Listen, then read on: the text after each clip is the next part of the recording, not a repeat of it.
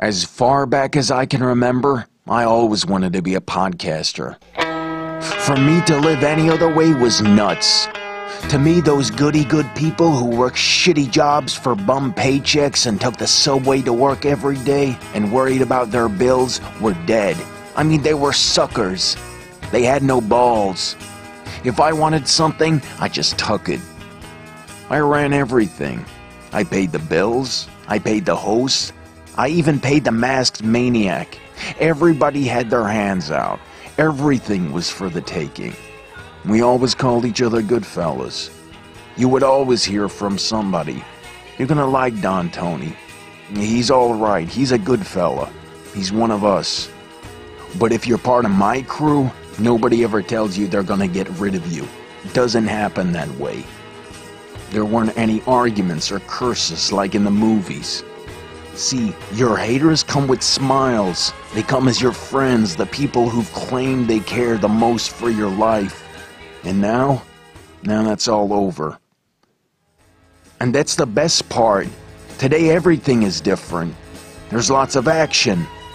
I don't have to wait around for everything like everyone else. Oh, I didn't get the vaccine? Fuck you, vaccine me. Oh, your delivery guy has COVID? Fuck you, feed me. Right after I moved here, I ordered egg noodles and ketchup, and I got spaghetti with meat sauce. I'm no longer an average nobody, while they get to live the rest of their lives like a bunch of schnooks. Every Thursday night, you ask the questions, DT gives you his answers. No holds barred. It's Q&A with Don Tony. This is your chance to speak your mind and be heard about anything. Q&A with Don Tony. And now, your host, Don Tony. Don Tony. Don Tony.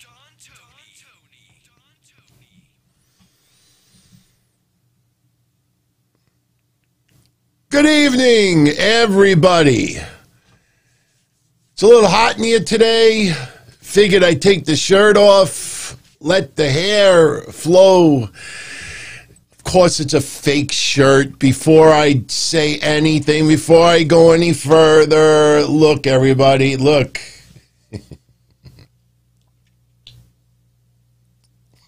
The nipples are all the way over here. It's a fake shirt. It's a fake shirt. What's up, everybody? Hope everybody's having a great night. In about 12 hours, I will be on vacation, 4.5 days, but I wasn't going to leave without saying goodbye, so I'm up here tonight. Little impromptu show, abbreviated, but we'll have some fun. Get into your questions, whatever is on your mind. I do have a little bit of retro DT, indie wrestling stuff tonight. I think you'll get a kick out of it. I know quite a few of you socialize with Kevin Matthews online, who now has WrestlePro Alaska, I believe it is. Well, back in the day, Kevin Matthews used to beat the crap out of yours truly numerous times. So you'll get to see part of that tonight. Funny promo, by the way. Yeah, this promo tonight is going to be kind of shangada. We're going to go back like 2-3 years where I just rambled and rambled and rambled. You'll get to see when I first started promo school. Not very good, but we'll have some fun tonight. Now, don't forget, tonight also, we're going to do another contest, and we're going to have 2 winners tonight. One of the winners is going to win this. I know there's, the lighting is a little bit screwy. Yeah, it actually looks a little better like this. It's autographed by Scarlett and possibly the next and possibly 2-time reigning. I know the lighting is kind of shangada. You know why? Because there's a light literally in front. Yeah, that's actually better. There you go. So, yeah, somebody will win that. And someone else is going to win some moolah tonight, some cash. So, just to let everybody know right off the bat, the hint for tonight's contest, it'll be Who Dat? Who Dat? In the spirit of QT Marshall, we're going to do a contest called Who Dat? I'm going to show you not 1, not 2, but 3 pictures of a wrestler who currently wrestles on either WWE television, AEW television, NXT, or Impact Wrestling. All you have to do is tell me who that. And I promise you, it's not their high school graduation pick. It's not when they were 6 years old. This was part of their wrestling career. You'll have to guess who that is. Now, what I will do also is we'll have two winners. I will not announce when the winner is has actually typed his entry until I see two. Then basically whoever typed the name first, they'll have their choice of either the Karrion Kross Scarlet signed photo, or they could get 2 spins on the wheel, 2 shots of the balls, or you get one of each. So we'll do that in a little bit. We'll do it very, very soon, by the way. Shout out to everybody, especially those who are live. Thank you very much for tuning in. And Cruiserweight, my brother, you don't need to apologize, my friend. Oh, that's not good. Hold on. Another glitch. Hold on. We got to fix that. Cannot have a glitch. Let's fix this. My apologies, everyone. This is live in living color, and I know a lot of you are going to be putting your super chats, so I have to always make it right. There we go. My apologies for the Impact Wrestling rating last night. There was a problem on Showbuzz's side with the numbers. Yeah, that's what I said last night. I mean, Impact Wrestling is not what it used to be. I mean, let's be honest. Oh, now I'm starting to really screw it. There we go. That's a little better. Yesterday they were reporting that Impact only had 38,000 viewers. You knew that wasn't going to be the case. I mean, I know Impact is not what it used to be, but not that bad. And again, this is another case of people that don't want to be right. They just want to be first. So they put it out there anyway, even though they know that there's an error, but they still put it out anyway. So what ended up happening was the actual rating was 148,000 and change, which is actually a little better than last week. So, you know, Impact's final Tuesday, they did about a $1.48. You know, it still sucks, no question, especially when that forbidden door was kicked down. The forbidden door. Yeah, Finn Juice, Gin and Juice, Kenny Omega, Tony Khan, Tony Schiavone, Too Many Tonys, Matt Hardy, Private Party.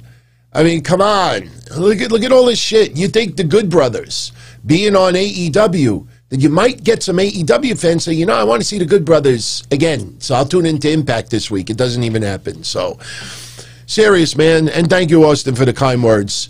Trust me, it's very tempting to always want to put something out there before everyone else. But, you know, that saying about wanting to be right and not wanting to be first, you know, it's a shame that people don't do that. I mean, it's just, it sucks with the wrestling websites. It sucks when you see a lot of these outside sources doing that. They just want to put it out. I mean, look, I was just searching on YouTube earlier, watching videos, and oh, WrestleMania in doubt, and this match canceled, and it's just an incredible amount of clickbait out there. And the worst part about it is some of these people that clickbait and get thousands of dislikes, they got tens of thousands of followers anyway. I don't get it.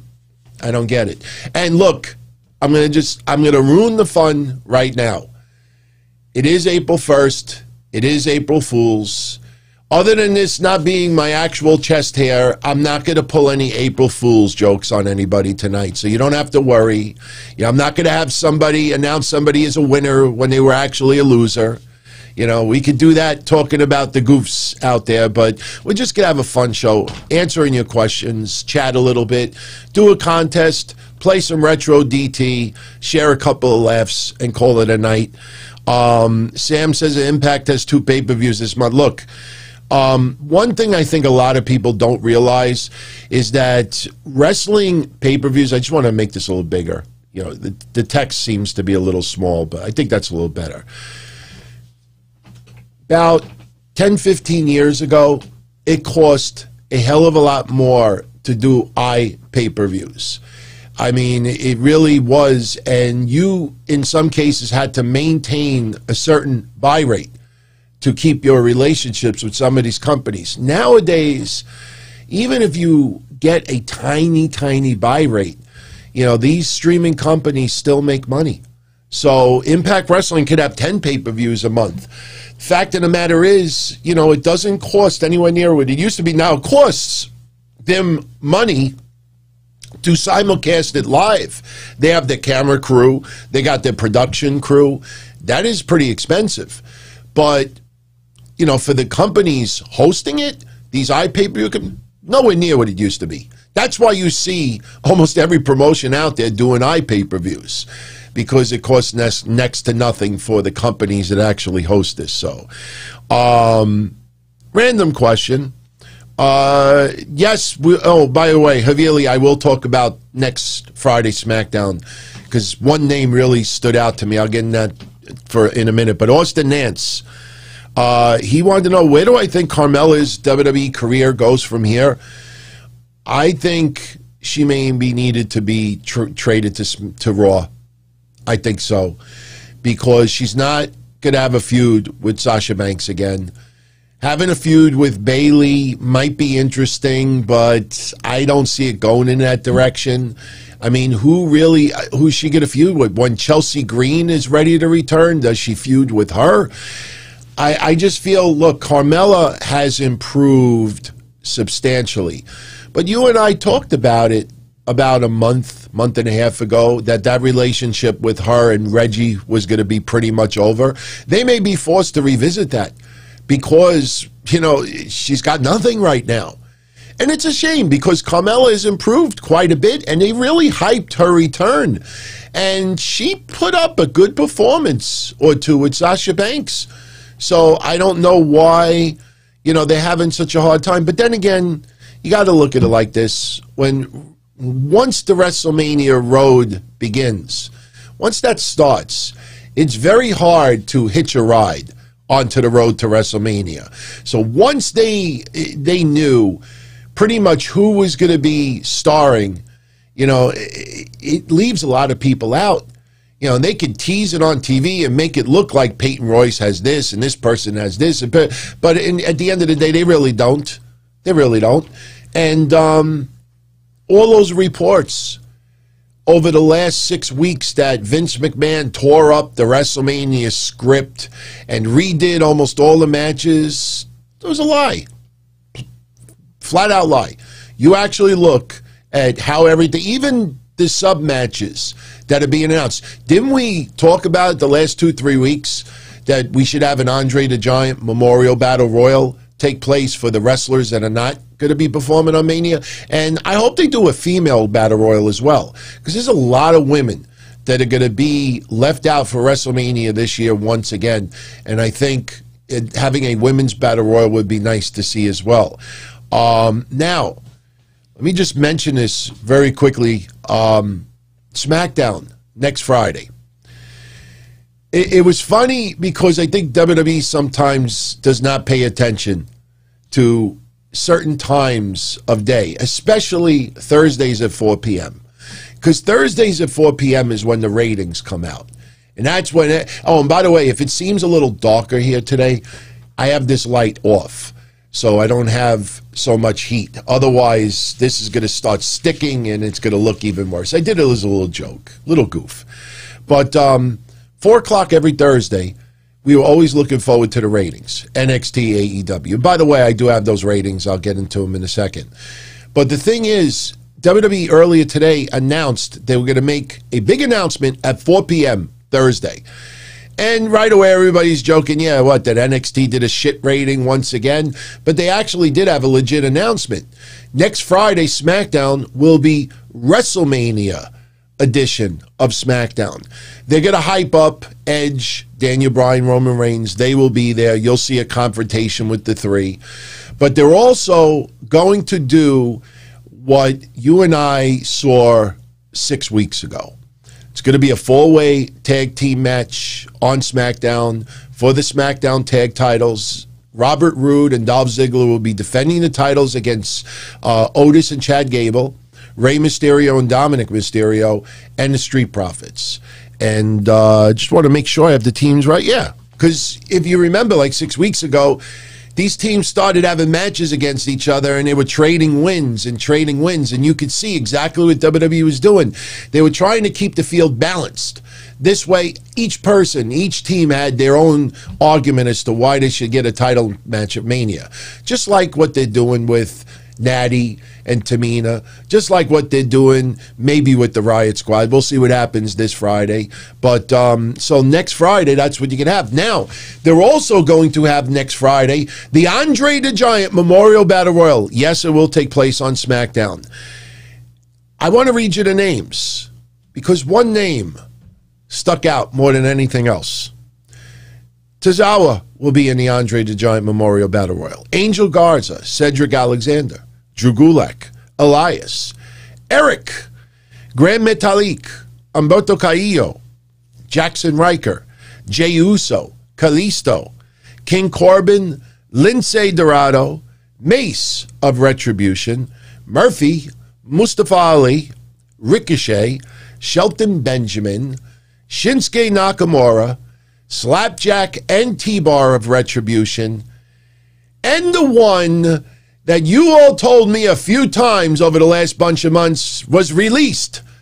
Tucker is in the Battle Royal. Tucker. I thought Tucky was gone. Didn't we all think? Because I remember bringing him up a couple of times, and a few of you had said to me, no, he's released. He's gone. So Tucky may be getting, a job back if that's the case. I mean, a lot of you, like I said, claimed that he was gone. So that was a little quiet announcement. Yeah, Tucker. I know we still don't care. I mean, honestly, once they broke up Otis and Tucker was dead in the water. Remember a long time ago, I thought Tucker would be a great fit in Retribution?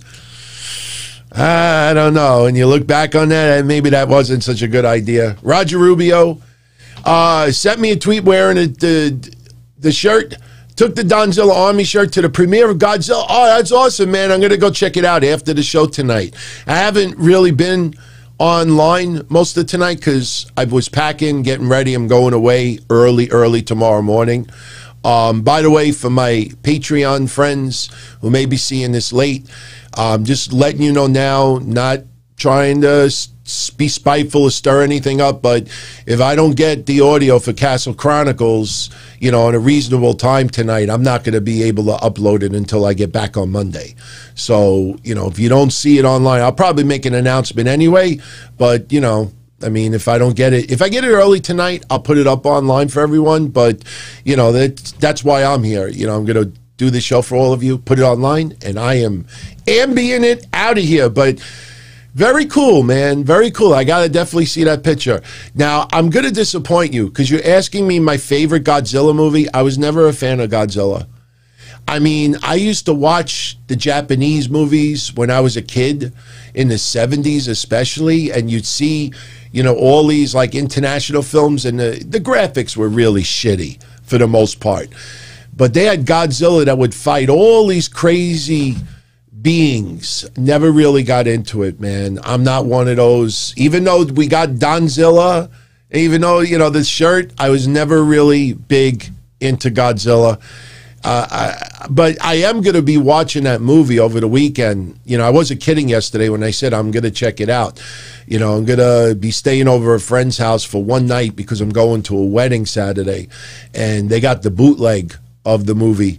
I don't even know what the purpose of a bootleg is because I think you could watch it anyway in some capacity online. It's not like, before COVID. I don't know if any, look, this is not being racist in any way. I'm just letting you picture it. But before COVID, every couple of months, there would be this little Asian lady that would go into my office, and she'd have this big rolling suitcase, and she'd open it up, and it was all bootlegs of all the movies that were currently out in the movie theaters. You want $1, $5, $10. And once in a while I would buy it, and it's shit quality because they sneak a little camera into the movie theater and they film it that way. But Chris says he saw it last night. Big T says it's on HBO Max. So yeah, I don't even know why you would need a bootleg at this point. Then again, maybe they just recorded it, you know, but I am going to check it out tomorrow. Absolutely, man. So Fly, what would be my Mount Rushmore of wrestling royal families? You mean as far as royal? I don't know what you mean by that. Are you talking about actual family members, or are you talking about wrestling families? Because the Heenan family were not really related. But if you're talking about the actual families, I would put the Von Erichs, I would put the Harts, I would put the Guerreros.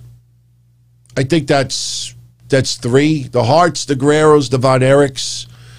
Which would you all put for the four? Hart, Guerrero, Von Erichs. You know what? That is pretty good, Soulfly. I know it's going to sound ridiculous to some of you out there, but I actually think that is a pretty damn good one. The McMahons. I think the McMahons, as far as a family. I mean, Vince McMahon, obviously the kingpin of wrestling. Shane McMahon, I think, has done a decent amount. Stephanie, as much as we don't like, you know, a lot of the PC stuff that she does, and trust me, you know, I know a lot of you out there are getting angry at Peacock censoring all this stuff. WWE is fully aware of this. WWE knew that this was going down. When you negotiate $1 billion deal, you know, they discuss everything. And WWE, as Lance Storm pointed it out before anyone else that I'm aware of online, WWE was removing this content also off of the network. So I'm pretty sure people overseas as well are not going to be able to see that stuff. You know, just look at the climate. Look at what we're living in. And again, I don't mean to be a party pooper, but I don't think anybody out there should be extremely upset that you can't watch, you know, the DX impersonating the nation, you know, on the network or on Peacock. If you want to watch it that bad, go watch. Just do a Google search. There's tons of clips floating around. You know, reminds me, we talked about this on Patreon about a month or so ago. You know, there used to be a website, ioffer.com, that I know a lot of you out there took my advice and bought a lot of bootleg stuff on there. But they used to sell DVDs of banned cartoons. Banned cartoons. Now, I wanted to see it. Not because of, you know, enjoying it. I was very curious to see back in the 30s, the 40s, the 50s, the 60s, like, what did these cartoonists do that was so terrible? And I don't need to describe what I saw, but I bought the DVD and I watched it and I was like, wow, holy shit. You know, talk about, you know, when you want to try to erase history, I don't blame those cartoons being banned, but nobody is arguing with it. You know what I mean? Like certain things, you know, it's a time and age where certain things are not appropriate anymore. And none of us like to be censored. None of us like what Peacock is doing. But this is just the climate we live in, the age we live in. And WWE's doing it as well. So, you know, I mean, my God, if you want to talk about censoring, what about when WWE, you know, went PG and they stopped the bra and panties matches? And then you'll get people out there, oh, that's defaming to women. Well, you know what? I know a lot of models, not personally, but I know a lot of models that would perform bikinis in like Sports Illustrated, and it was one of the biggest selling magazines in their history year after year after year. I don't think that was exploitation. If you have a beautiful body and you want to show it and you want to show the sex appeal, that's your prerogative. If you are being forced to do it, that's different. But, you know, you look at some of the wrestling women personalities. I'm not even talking about wrestlers, but some of the interviewers, without naming names. How many of you have seen them taking little TikTok videos or Instagram videos of them walking around the pool and half their ass is sticking out and wearing really skimpy bikinis? Because they're proud of their bodies and it's sexy. And to them, they like that. So, you know, as long as you're not being forced to do something, you know, every person has a right to do what they want to do with their body. I personally don't think bikinis or, you know, bra and panties matches are defaming. unless we find out that certain participants were forced to be in that. So, Bourbon Bruce, what's going on? Fantasy book. Braun Strowman destroys Shane McMahon and is prepared to leave. All of a sudden, Dabba-Kato returns, slams the cage door on Braun. Shane elbow from the top of the cage. 1, 2, 3. I like it. I absolutely like it. I just don't know how much Dabba-Kato has advanced, with his work. That's a name that we haven't heard much of. We haven't heard anything on improvement. So I really couldn't tell you, but I like the idea. I personally think, though, the storyline has to be with Braun Strowman winning. I mean, the whole storyline was designed. Braun Strowman is the one that's going to go on and for 2021 into 2022, leading to Mania, this next 11 and a half months, they want to build Braun Strowman. Shane McMahon has his role here and there, but Shane McMahon is not the future of WWE as far as a wrestler goes. Braun Strowman is a part of that future. So after doing this storyline, especially with this awful choo-choo stuff, I think eventually what's going to end up happening is Braun Strowman has got to win this match to show that he's not stupid. He's going to outsmart Shane McMahon in this match, I think. And then after Mania, Braun goes on a little bit of a momentum. And who knows? Maybe he feuds with Bobby Lashley. Maybe he turns full-blown heel. But you cannot have Shane, even if Dabba-Kato were to show up. And again, I would love to see it, especially if he's improved. But I think in this scenario, I think Braun Strowman needs to come out on top. You could have Braun win, then have Dabba-Kato come out and beat the crap out of him. But I think in this storyline, though, stupid needs to show he ain't stupid. So we will see. We will definitely see. But good question. Good scenario. I like that. King of Games, 405.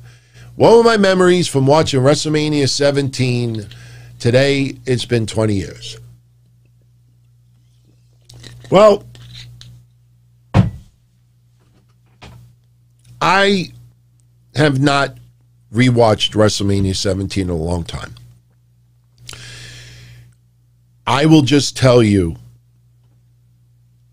you have to understand this. If anybody out there were not full-blown wrestling fans in 2001, it's very hard to recreate the feeling you had at that time. What I will always remember for WrestleMania 17, and not just, history with the Hardys and Edge and that spear to Jeff Hardy, which was insane. I mean, that ladder match is just something epic that will never go out of style. Never. I don't care if you had ladder matches on TV every single week. That's one that'll never go out of style. It will always have shelf life. But you got to understand something. In 2001, ECW had just closed its doors. WCW closed its doors within 2 weeks of WrestleMania.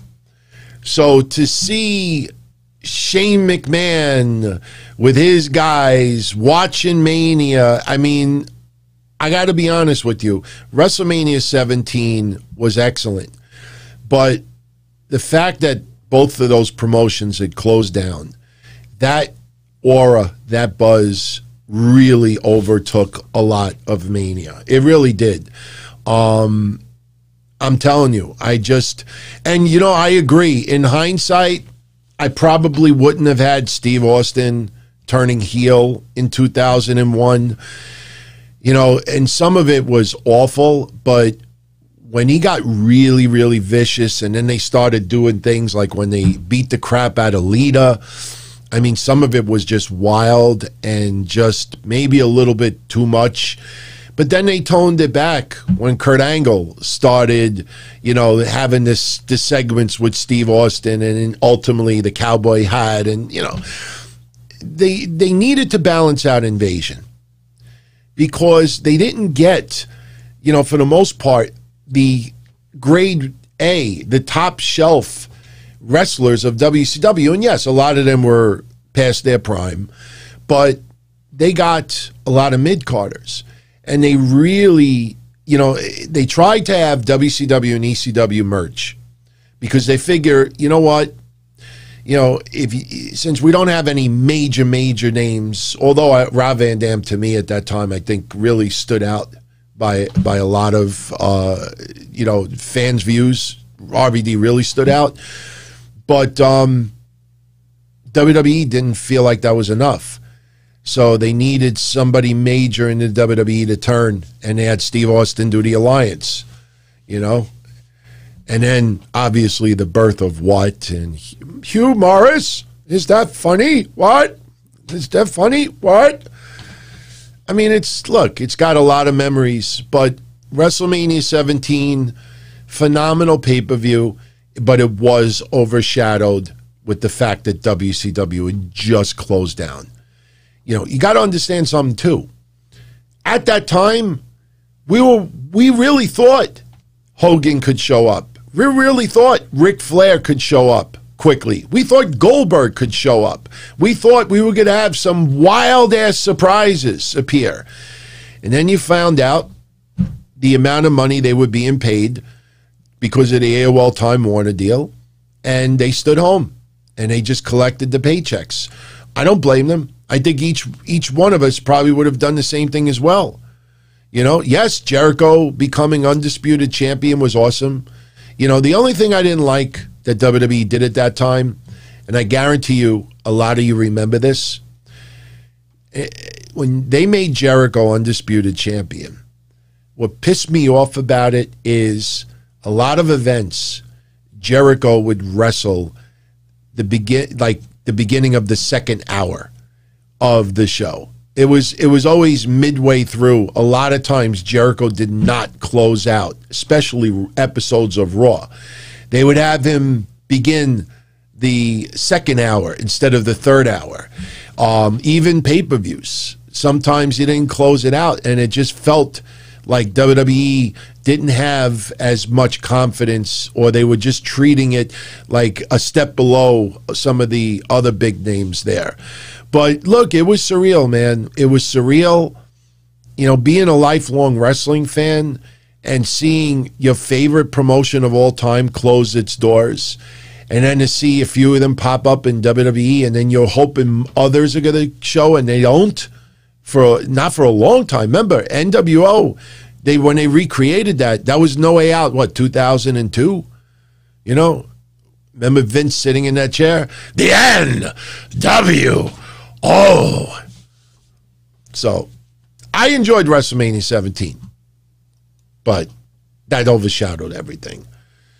Tyree Jones, my thoughts on when Big Boss Man was hung by Undertaker at Mania. We thought it was stupid. We thought it was stupid.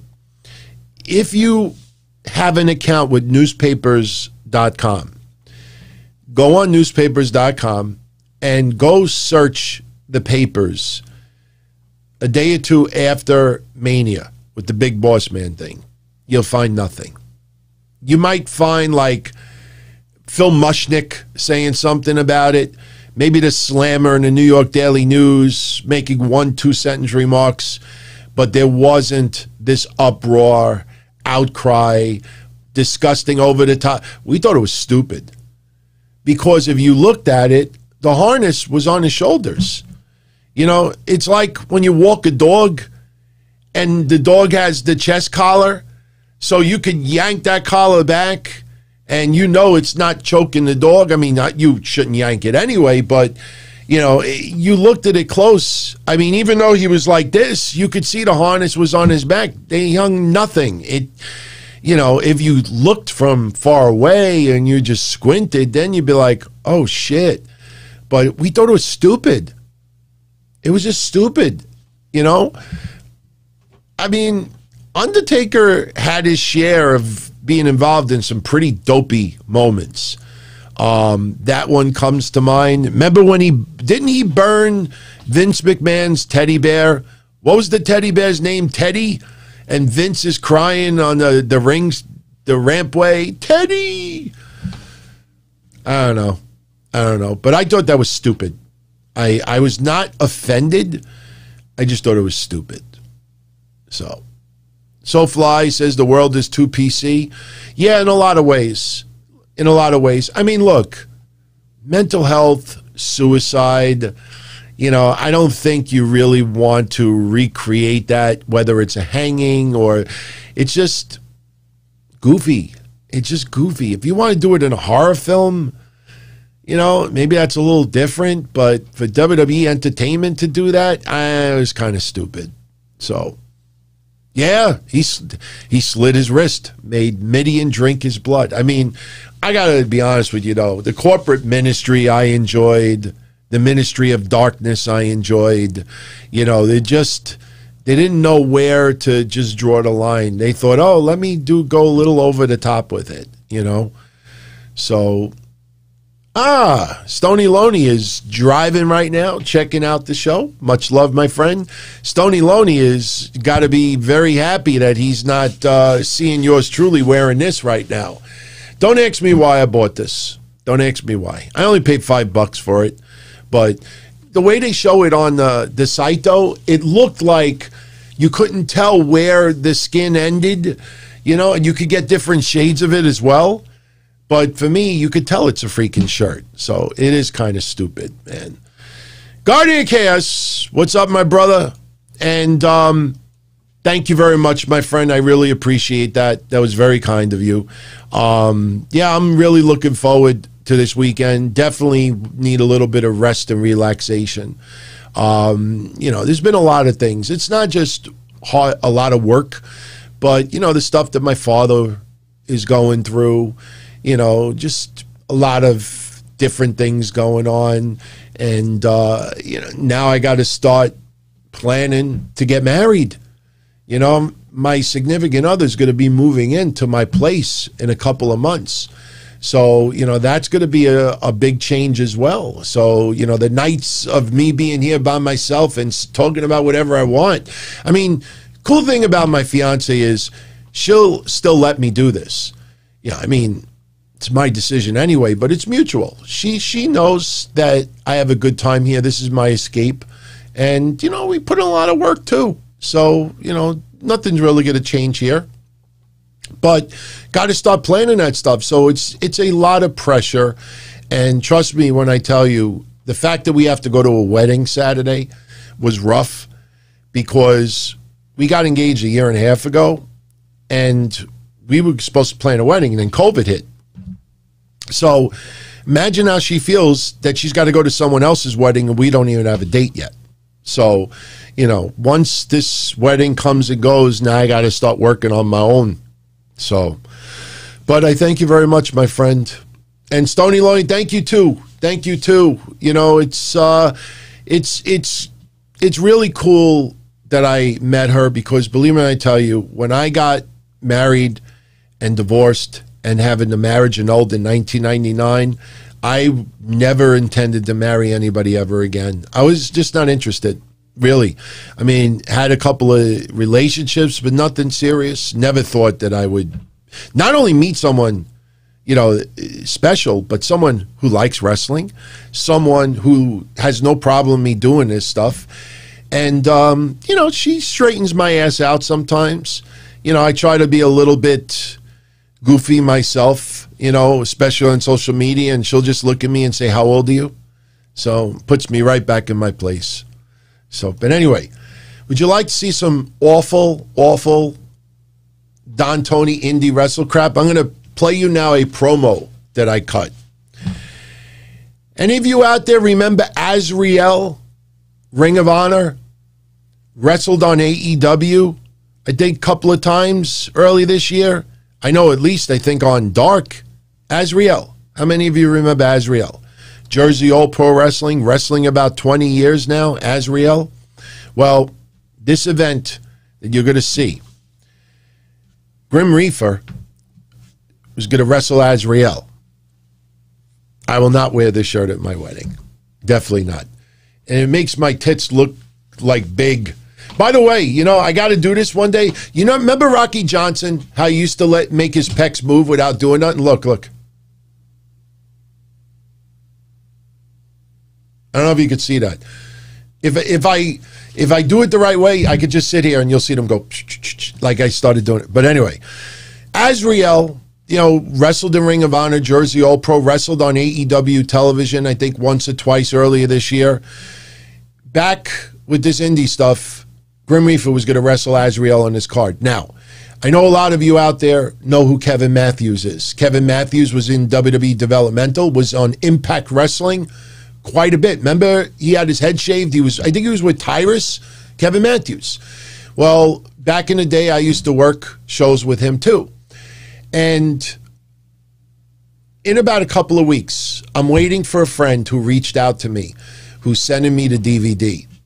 But the worst beating that I ever took, other than Low Life Louie with the thumbtacks and the bottle and everything, I got the crap knocked out of me from Kevin Matthews at one of these shows.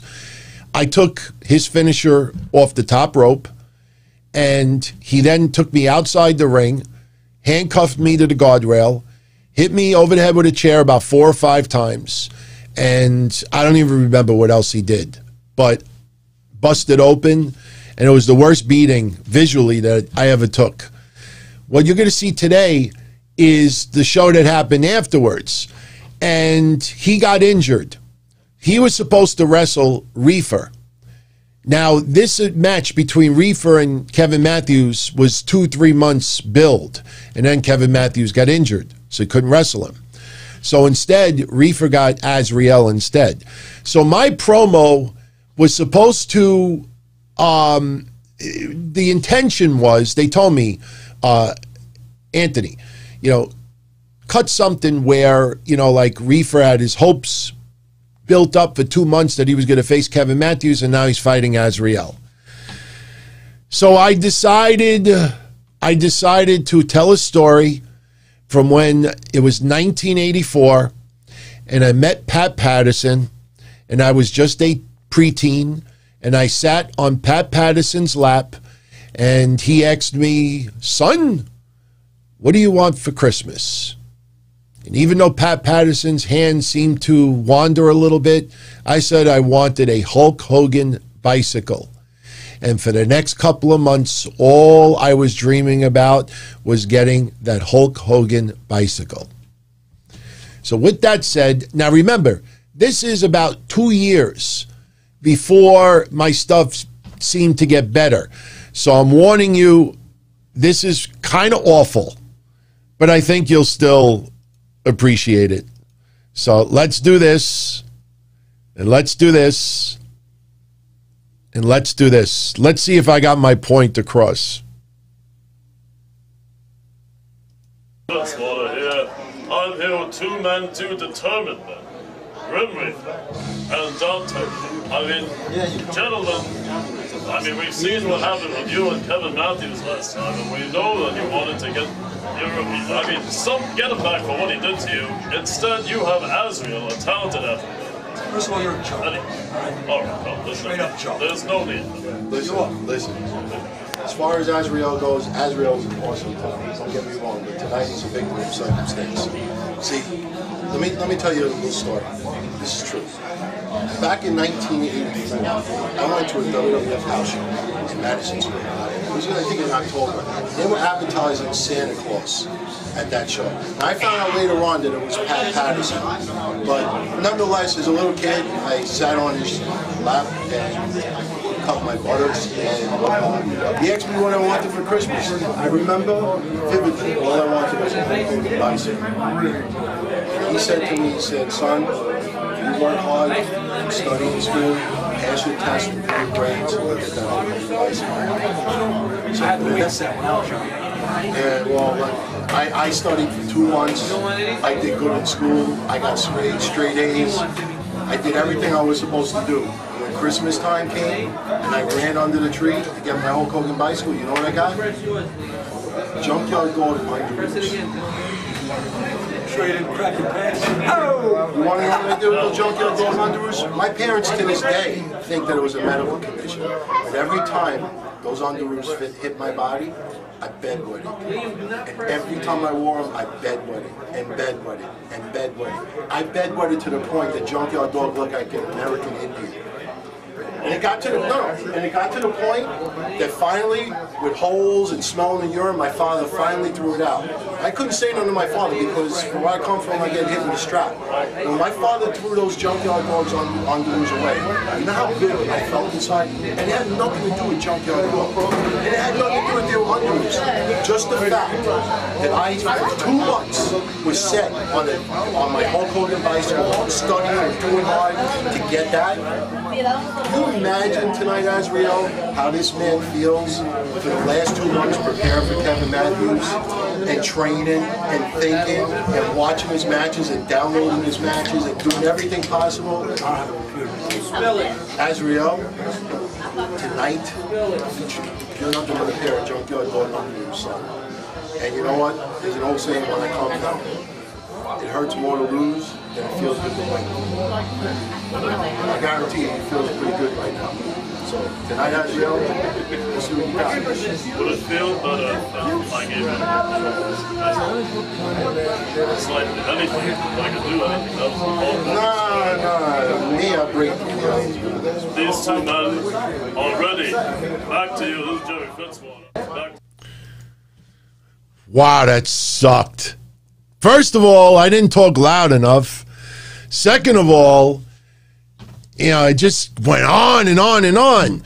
Basically, all I was trying to say is, I met Pat Patterson. He asked me, what do I want for Christmas? I said, Hulk Hogan bicycle. He said, go to school, get straight A's, stay out of trouble, you'll get your Hulk Hogan bicycle. So for 2 months, that's all I did. And every day I dreamt about that Hulk Hogan bicycle.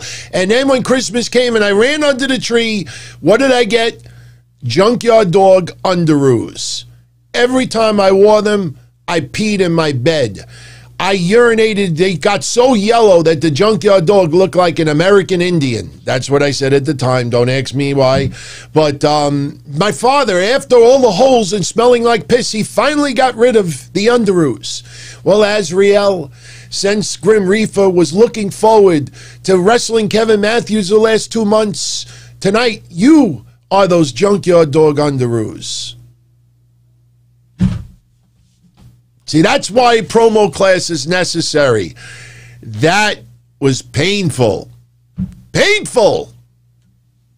That was about 2 years. About 2 years before the footage you saw recently. So, yeah. So, there you go. I just figured. Now, we got more. We got more. You're going to see a full-blown incident with Kevin Matthews, myself, and Grim Reaper. And I'll tell you a little funny joke about Kevin Matthews. He would always, you know, like fuck around with me. You know, good guy. I absolutely love Kevin Matthews. He would always call me Don Tito. Instead of Don Tony, he would call me Don Tito. So when you hear him calling me Don Tito later, you know why. So, yeah, so we'll share more of that in a couple of moments. But before I do that, a couple of more shout-outs. Edwin G, what's going on? Thank you for your service again, my friend. Doing pretty good. You know, I had a little bit of an incident Monday. I fell down a flight of stairs, fucked up my ankle pretty good, but still going away tomorrow, 4.5-day vacation. Oh, by the way, as of right now, Monday night, we're still doing an episode of Breakfast Soup Raw. It's going to be the last Raw leading into WrestleMania. You best damn believe we're going to obviously cover it. Now, with NXT TakeOver happening next Wednesday and next Thursday, I plan on doing predictions sometime Tuesday afternoon. I'm going to see if Mish wants to do them as well. If Mish has no interest in NXT, then I will do them by myself. I will upload the video for all of you. I will be up here Wednesday next week, covering normally. A lot of you were asking about Thursday. Now, remember, next Thursday is the Don Tony show. Maybe we might need to amend that a little bit and cover night 2 of TakeOver. We'll see what happens. But Don Tito. Yes, Don Tito. He called me Don Tito. I got to show you the beatdown that he gave me the show before. It was rough, man. But, you know, you pay your dues. And for me, I had to get the shit knocked out. In fact, I'm going to share with you something that you're going to see later on. You're going to hear me take a chair shot that the top of the plastic of the chair broke into about 10 pieces. And you actually hear like part of the chair, like, you'll see it in a little bit. Botch Club. Nah, Stone Cold. This was my Brooklyn Queens vest from back in the day. We weren't trying to be Austin, but you're asking me to talk about Jimmy Miranda. You brought up the award before. Like I've said this before. Jimmy Miranda, I wish everyone out there would Google him and get a little bit of his story. As far as creating Jimmy Miranda Award, which I know you are very outspoken about, I like the idea. The problem is with WWE, and this is nothing against Jimmy Miranda, the name is not sexy enough. It's just not sexy enough. So I think a smaller promotion, or maybe, you know, Hall of Fame.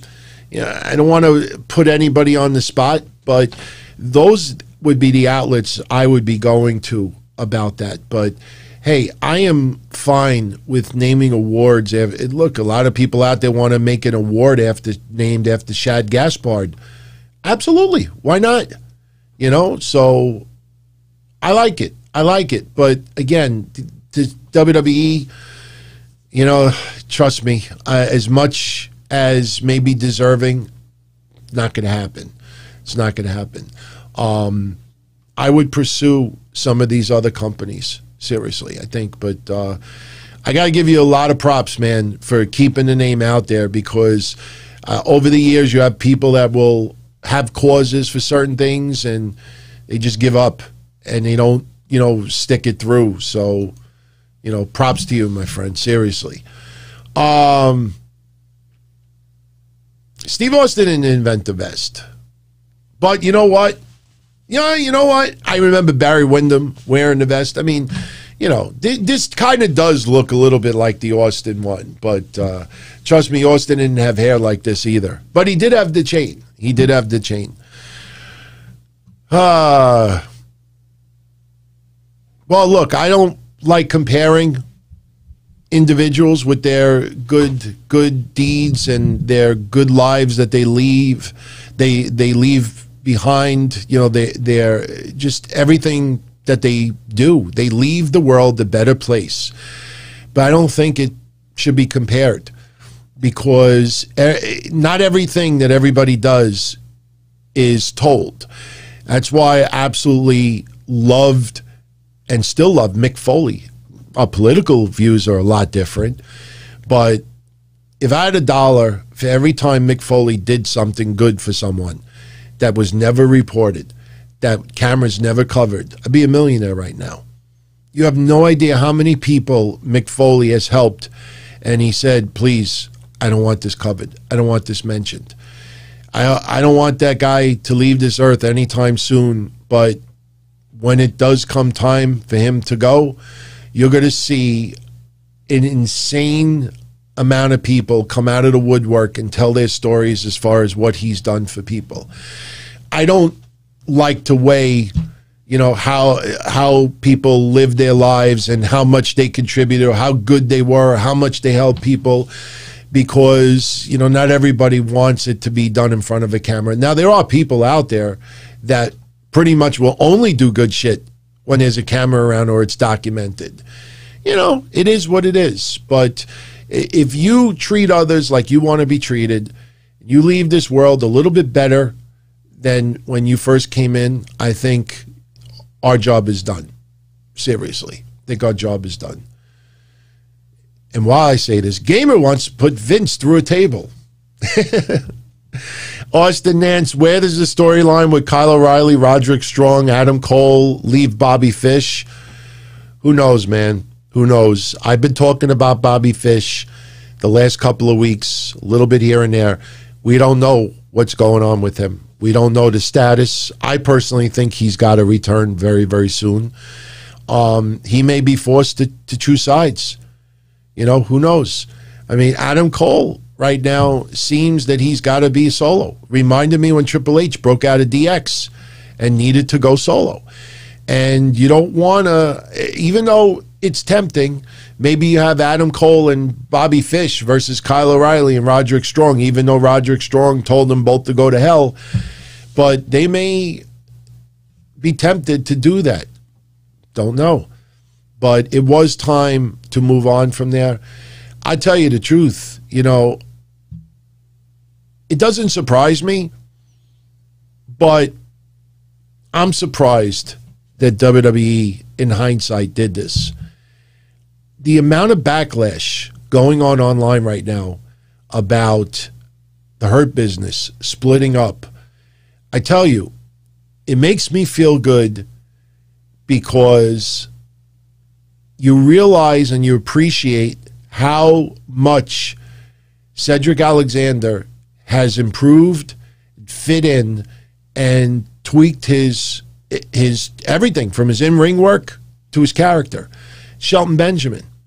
The fact, think about this, Bobby Lashley is still with MVP. The Hurt Business split up. Let's dissect that for a second.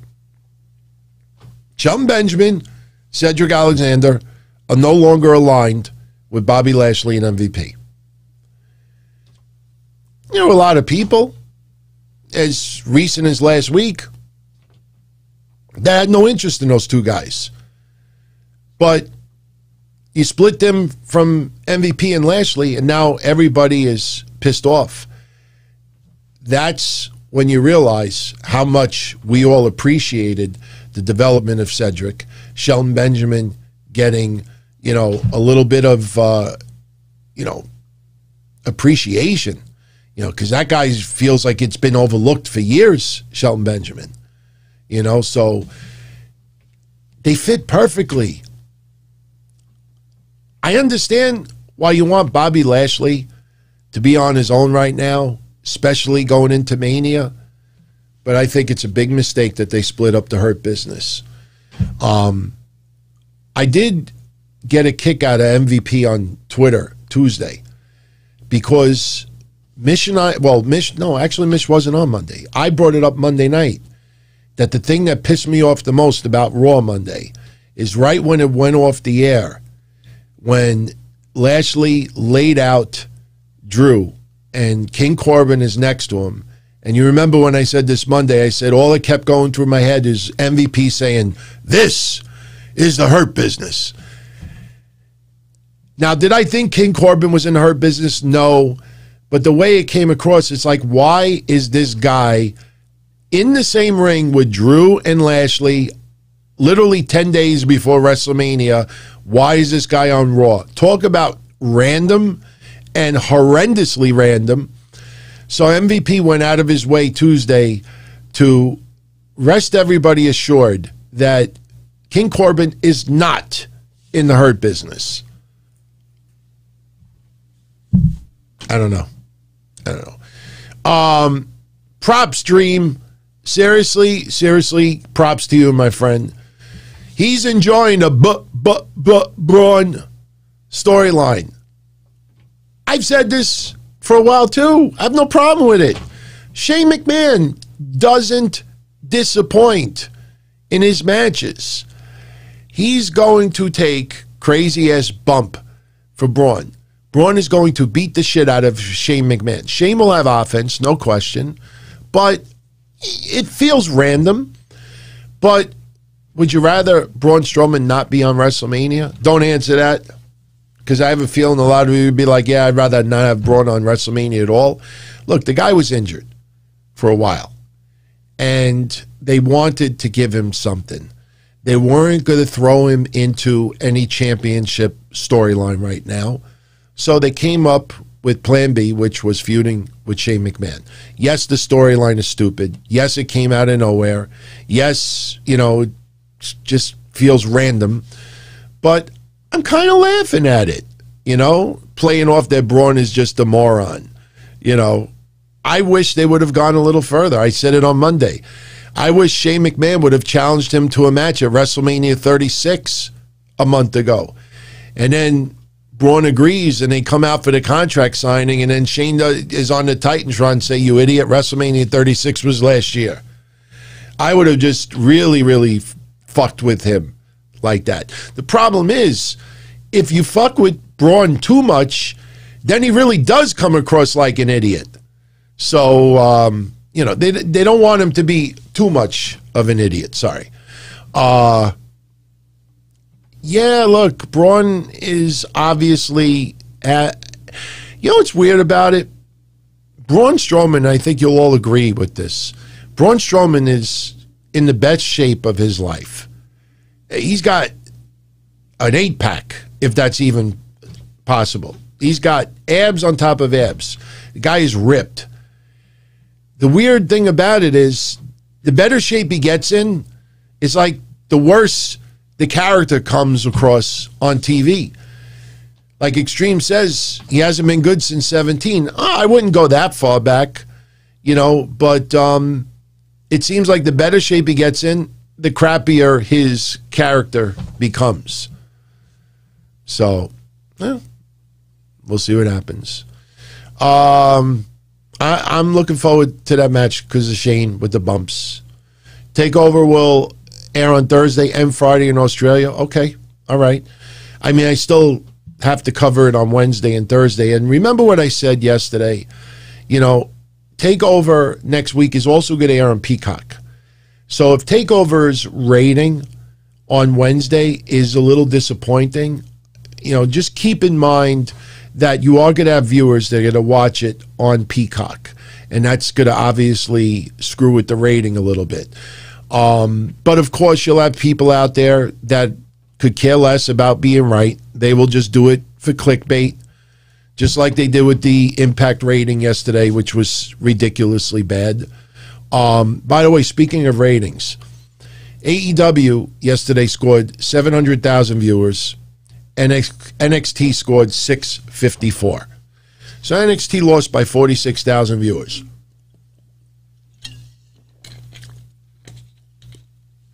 I know a lot of people are running to really criticize AEW for that 700,000 number.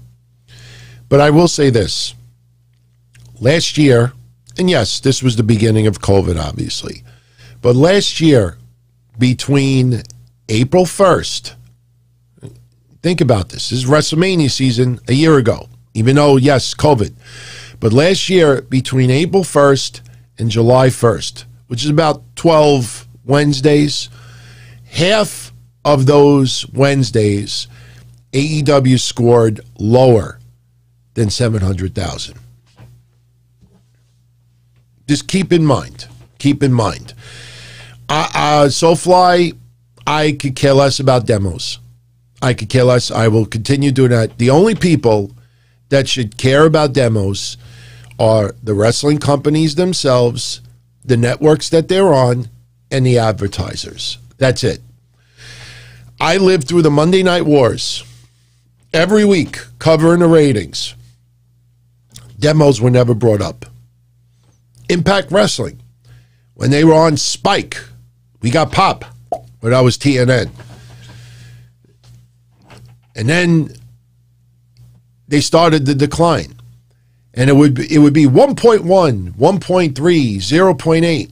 And then Impact Wrestling's rating got so low, they no longer did the blah point something. That's why when the Aces and Eights came out, I called them the Aces and 0.8s because all they scored was 0.8 ratings. Their ratings sucked.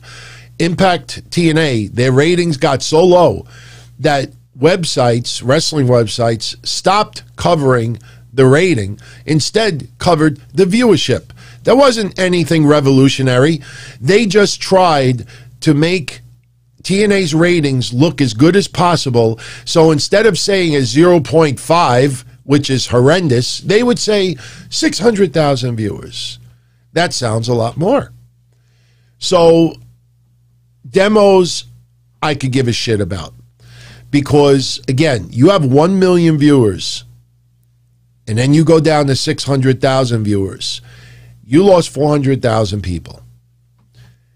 I don't care if they're 18, 35, 55, 65. I don't care if they're male, female. I don't care if they're straight, gay. You know, I don't care if they're anything. If someone is old enough to watch your product, they have a credit card, they have a checking account, they have shirts. So look at me. Look at all the wrestling shirts I have. Look at my age. People try to make it sound like that only this age demographic are the ones who buy merchandise and order the pay-per-views and go to the events, which is just flat out stupid. If you lose 30% of your viewers and then you try to cover it up that, yeah, but the demo went up. Motherfucker, you still lost 300,000 viewers. That's it. End of story. You're going to see demos being focused on even more now that AEW is unopposed. Because if they don't break 850, 900, a million with no NXT show going against them, you're going to see people trying to cover it up with, oh, but it did this in the demo, and it did this in the demo, and it did. Those people are the ones hurting AEW more than anything else, because you see the wrestlers pick up on that. Jericho called himself Demo God. You know, Weird Al, when the ratings went down, even though the demos were still decent, he wasn't calling himself Demo God anymore. Why was Jericho? Think about this. And this is not a criticism for Jericho. This is actually praise. Why did Jericho call himself the Demo God? Chris Jericho, and go look it up if you think I'm wrong, Chris Jericho called himself the Demo God when his quarter-hour ratings were at the top. It wasn't, oh, Chris Jericho, the sex gods. They only drew 580,000, but they were strong in the demo. No. When the numbers were fucking strong, that's when he would use it. When Sasha Banks main evented NXT one time and drew 900,000 viewers, everybody focused on the 900,000. Did anybody bring up the fucking demo at that time? No, they just wanted to brag that Sasha equaled 900,000 viewers. People like to view it, and I don't mind if fans focus on that. But at the end of the day, you know, we've been watching wrestling for decades and decades and decades. And demos have always been a factor in advertising, ratings, cable, everything. Didn't just give birth 3 or 4 years ago. These websites are using it to try to twist or try to cover a negative and try to turn it into a positive. And guess what? They're not the ones working for the wrestling company. They're not the ones working for the cable company. They're not the ones working for the advertising company. They just want to be tweet fucked. They just want to be liked. They just want to feel like they are on the good. They're part of the good guys that want to see the company grow. It was fucking so pathetic today. Jade Cargill wishes everybody good morning. Tony Khan, instead of just sending his social media guy a DM, he writes on Twitter, at AEW, please get Jade Cargill verified. Tony Khan is one slick motherfucker. Because again, think about that. All Tony Khan had to do, intra-office memo, email, private message, direct message. Hey, work on getting Jade Cargill verified. No, he publicly posted a tweet. Why? All these over-the-top goofs that everything is amazing, epic, unbelievable. I could die tomorrow and I'll be happy. Those are the ones who raced, tried to make it as a joke, but you know they're not joking. Hey, Tony, could you get me verified too? Hey, Tony, could you ask Sam if he could get me verified too? Wink, wink. And, of course, a lot of them are pretty much, but they just want to be noticed. And I'm watching people with podcasts literally begging, please get me verified. That's when you know that their priorities are all fucked up. The 500-pound love machine just farted. I kind of smell that, man. That smells loud. That smells as good as my chest looks right now. Seriously. Yeah.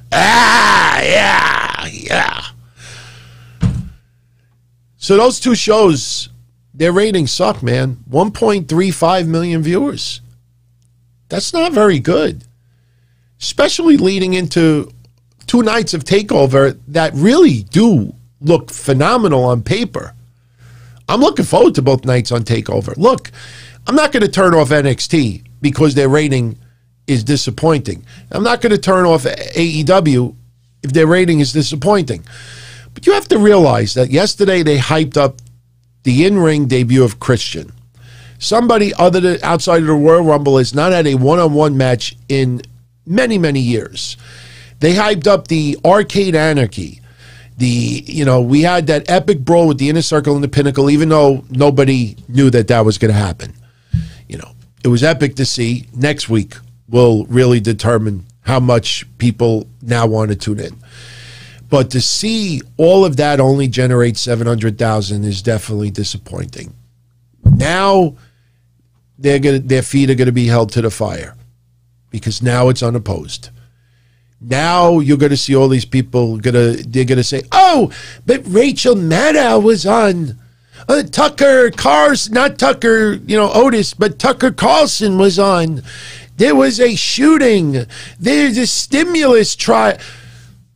They're going to blame every goddamn thing now. You watch. Harris says, basically, those people are a bunch of materazzas. They're just misguided. They really are. Because like I say, I don't like to bring it up every week, but you see it in full force. They just want to be part of something. And trust me, if my numbers suck, now again, with these shows, it's still a fact that 70 to 75% of everybody that enjoys my shows only access the audio-only episodes. Because a lot of people don't want to be forced to look at something. They could walk around, they could work, they could do this, they could do that. They could listen in the background, they could be doing other things and they hear the audio. And, video eats up tons of data as well. Not everybody has unlimited data. So a lot of people access audio only. But with that said, if I see my numbers tanking, I'm not going to dissect it and say, well, let me see how my 18 to 34 group is. Let me see if the male, now you're just looking for excuses. If the numbers go down, the numbers go down, and yet it has to be addressed. So, and again, a lot of these people out there, it feels good to have a bunch of people kissing their ass. You don't think that some of these people, wrestlers, executives, you don't think that they go online and just soak in all that ass kissing that goes their way? I'm happy that Christian is back. I'm happy. It is a good feel. By the way, it blows me away that this is not the bigger part of the SmackDown, the Universal title WrestleMania match. I know we all know this already, but I was thinking about this the other night, and I'm like, man, this should have been one of the biggest focuses on that match too. Daniel Bryan came back out of retirement. Roman Reigns came back after battling leukemia, almost forced into retirement. Edge battles back after retirement. You have 3 big comeback stories, all facing each other in that match. That should have been one of the biggest focuses, not the wrestlers themselves. I'm cutting promos about that, but all of these websites, all of these articles, you want to cover it in Sports Illustrated, that should have been the focus. was thinking about that the other day, and I'm like, why is that not the biggest focus of them all? But even Christian, though, you know, he had a good match. You don't want him to have an epic 5-star match on his first match back. You want it to feel like he's clawing his way and working his way back. And I'm looking at feedback.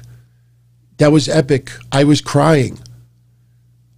I'm not joking. These are people, podcasts with 10, 20, 30,000 people subscribed. I was crying. It was epic, unbelievable. He's as good as Kenny Omega. And I'm like, what's that special effect, you know, with the cartoons? I'm like, what are these people smoking? It's one goddamn match. Just be happy that he's back and let the storyline play out that he wants to outwork everyone and he's got a heavy weight on his shoulder and he wants to prove that he could still do it. The way these people talked, he should retire tomorrow. That's it. It was so good, he should retire tomorrow. That's it. Give him every award possible. David Peralta, what's my take on marijuana being legalized here in New York? I don't like weed. I've tried it a few times. I get horrible munchies from it. My only concern is something that has already happened, but I expect it to be 1,000 times worse. I don't want to be walking from my office to the post office and smell weed everywhere I walk. I don't want to have to, like, go to an event and have weed in my face. You know, of course, you know, you can't smoke weed in areas that you're not allowed to smoke cigarettes. But, you know, just knowing that, you know, you could have people just smoking it pretty much wherever they want, where smoking is legal, period. You know, I don't like cigarette smoke already, but, you know, to have weed as well. And you know what? This is a perfect example of it. Perfect example. I was by my parents' house Tuesday. I'm usually there every Tuesday and then sometimes 1-2 days on the weekend. And you've all seen, anybody see me do a little blogging from the beach over there, there's an entranceway. And that entranceway, even though there's no lifeguards yet, a lot of people walk their dogs onto the beach. They enter over here. Sometimes you have little kids that are playing right by the entrance area. So Tuesday, it was kind of shitty out, but, you know, I was outside with my father and he was doing some stuff. And we smelled something really, really strong. And it was two guys smoking weed by the entrance area. They have every right to do it. It's legal now. There's no restrictions. They didn't say you can. The problem is you had kids playing like literally feet away. And my father was going to go over and say something and ask him to go spot. And I'm like, Dad, you know, you still got freaking, you know, stitches from your heart surgery. Just leave it alone. We walked back in the house. But that's the only thing that I'm not looking forward to. I'll be honest with you. I'm thinking about buying some weed stock. Sorry. I'm thinking about buying some weed stock. But I don't know. I understand its medicinal, you know, value. And trust me, I used to date a girl that used to love smoking weed. And it was always fun being around her when she was stoned. But it's not for me. It's not for me. Somebody asking about Sopranos, Ted Turner. Did I like The Sopranos? And did Tony die in the end? Well, this is a true fact. I never liked The Sopranos. A couple of members of The Sopranos are good friends with my dad, but I never got into the show. Some of the storylines and the characters was so sensationalized from the truth, I just couldn't get into it. I personally think one day I will turn on The Sopranos, give it a second chance, and probably get hooked on it. Just like Family Guy. It's weird. I brought this up before. you know, me, Beavis and Butthead is my favorite cartoon of all time. Maybe Tom and Jerry second. When Family Guy first came out, I watched a couple of episodes over the first year or two, and I'm like, oh, this sucks. Not for me. I waited about 15 years. And one day, it popped up on my TV, and I watched an episode or two again, and I found myself laughing my ass off. In the last 5 years, I've probably watched every episode 2 or 3 times. So, for 15 years, I had no interest on watching Family Guy because the first couple of times that I watched it, I didn't like it. Now, whenever I'm bored, I'll throw an episode on here or there. Brian's my favorite character, by the way. Sopranos, maybe that happens to me one day. But right now, still never was a fan of The Sopranos. Do I think he died at the end? No, I don't. I don't think he died in the end. I think there would have been some type of a swerve. I do know that a lot of people at that time were not happy with the ending. And, you know, in fact, you want to know something? I was doing a Minority Report, I think, at the time The Sopranos finished.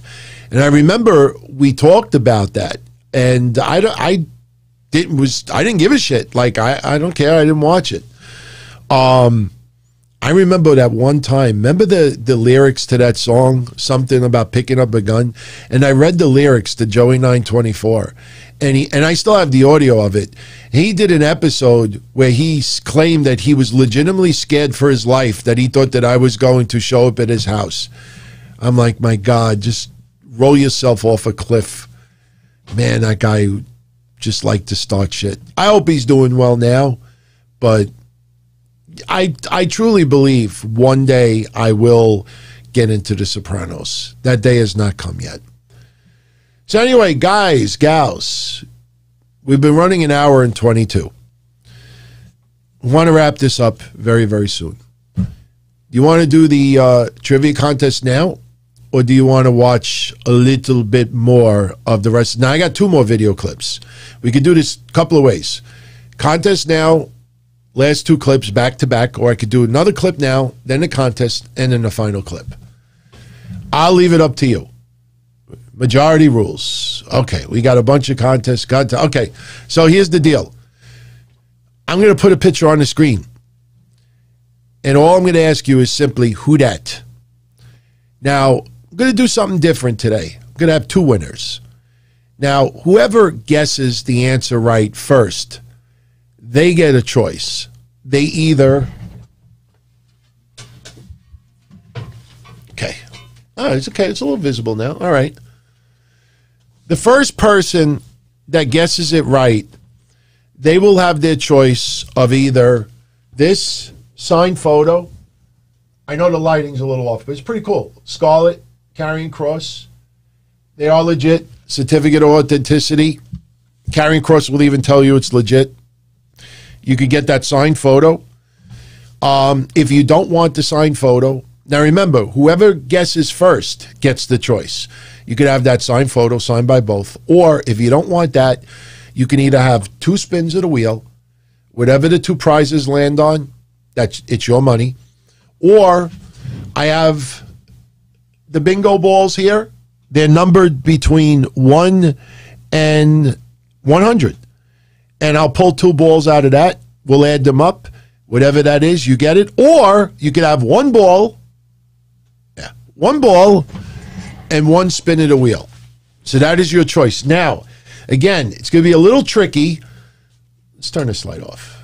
The light's not on. Okay. It's going to be a little tricky because I have to wait until the right answer is posted twice.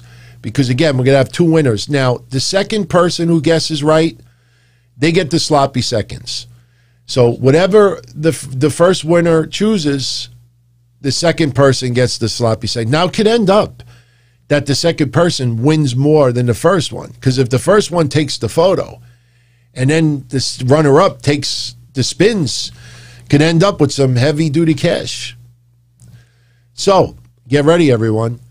You have to give me the full name of this wrestler. I am going to put it on the screen. I will first put it on the full screen, and then I will post it in the corner. And all you have to tell me, who dat? Give me the current wrestler's name.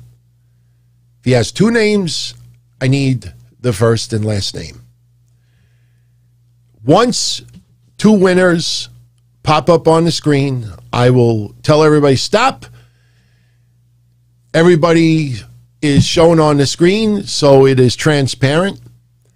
And good luck. So, without further ado, tell me, everyone, who dat? Who dat? We'll put it over here. Who dat? Tell me who dat. First two people that get it. This is going to be fun. That's going to be interesting. Let's see who dat. When I see two people get it right, let's see. I think it's going to end fairly quickly. So let's keep it. Okay, we got it. All right, there you go. It's all over. It's all over. We got Harris B. Harris B got it right first. You got to be in it quickly. Let's go look back a little bit. There you go. Harris B, green right in the middle. He chose Stu Grayson. It is Stu Grayson. And Dream 101 got the runner-up. So it is Stu Grayson. And by the way, for anyone out there that may need a little refresher of what Stu Grayson looks like, there you go. That is Stu Grayson, believe it or not. So, yep, that is Stu Grayson. So, yeah, I figured it would go quick, but yes, that is Stu Grayson. Who dat? I'm pretty good. All right, not bad, bad. So now here's where we go. Harris B, because you're a member, I could contact you privately on YouTube, so no worries. Harris B, you got a choice. You could have the signed photo, signed by Karrion Kross and Scarlett, or you could bypass that, give that to Dream 101, and you could get either two spins at a wheel, two balls pulled, or a ball in a spin. So it is your choice, my friend. Whatever you choose, we let Harris decide. Should we keep it in a little suspense? Should we air like the second clip and then pick it? Let's see. Because remember last week, I don't remember. I think it was VJ. He passed up the balls and took the spin. He would have got, I think, twice as the amount that way. So, all right. So Harris B, while you think about that, he'll give. Wow, that is freaking cool, man. Harris B is giving Dream the choice. Harris B is giving Dream the choice. What Dream wants. Tell me that's not classy, man. That's freaking classy. He's letting Dream choose his prize, and then Harris is going to take whatever Dream doesn't take. So, Dream, do you want the pitcher, or do you want the spin of the balls? Let's see. Dream is going to take the spin. All right. So, Dream, two spins on the wheel. So that means Harris, I am putting this in the protector. Harris, don't go anywhere. Let's do two spins for the Dream, and let's see what we come up with. Good luck, Dream. Here we go. Whatever it lands on, and you see these? Some of them have a spin. If it lands on a spin, you get an extra spin. So you could end up with more than two spins. So whatever it lands on. So here we go. So you got $10 plus a spin. So you still have two spins left. So you got $10 so far.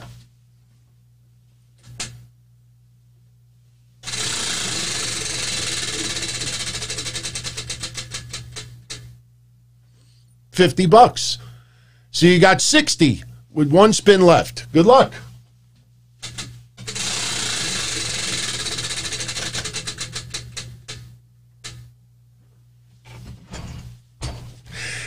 Whatever it is, I give it away. Dream 101 just won $160. Now, I told Harris Don't go anywhere.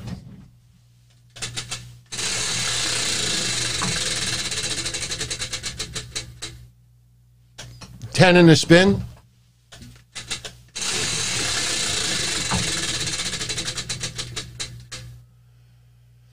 So Harris, you got the photo and $30. It's on the 20. See? So yeah. So Dream, email me, dontony@dontony.com. I know you know that email already. And Harris, I will talk to you privately, and you got this and $30 coming your way as well. Trust me, you go on eBay, this is about, right now, about $80, $90. You know, Karrion Kross, his value is starting to go up, and Scarlett, you know, is already in demand. So, it's pretty cool. Good night. Good night. So, here is the second video clip. I'm going to put myself back up here. This is a segment. Some people asked me on the last show, when did I turn babyface? It really wasn't a particular time, but when I got my ass kicked by Kevin Matthews, the show before, where I was bleeding and took moves off top rope, you know, people, I guess, had a little sympathy for me because, you know, I was just basically trying to prove myself. I'm getting that DVD because I can't find it. Somebody's sending it to me. This time around is basically Kevin Matthews wanting to apologize. It's a little prolonged segment, but I think you'll get a kick out of it. I think you'll enjoy it. And then after this, you'll see the match between Azrael and Reefer, because one thing that I got from a lot of feedback from you out there is that you're really enjoying the wrestling part of it, the actual in-ring wrestling. So I will, from time to time, play full matches, because a lot of you out there think that some of what you're watching is better than what you see on TV, which is an awesome compliment. So, all right. So let's put the second clip up. So enjoy. Ladies and gentlemen, Kevin Matthews. Kevin Matthews.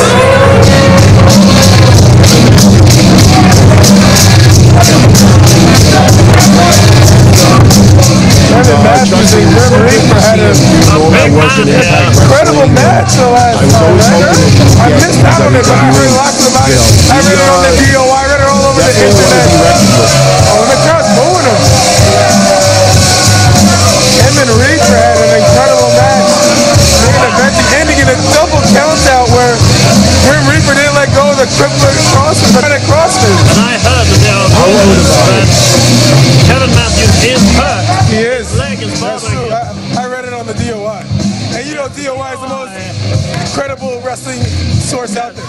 Well, let's see what he has to say. Let's see what he has to say.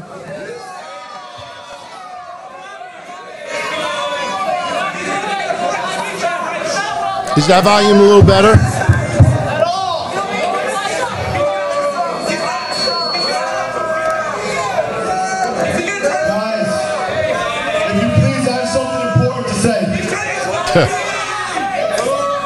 He has something very important to say, Earl. Let me know if you can hear me now. You should be able to. But others might not. May 18th, I screwed up my leg pretty bad. I was there. It's at that WSU show, Earl. Yeah, again. I tore my ACL, both my meniscus and my cartilage in my left knee. Wow, that hurts.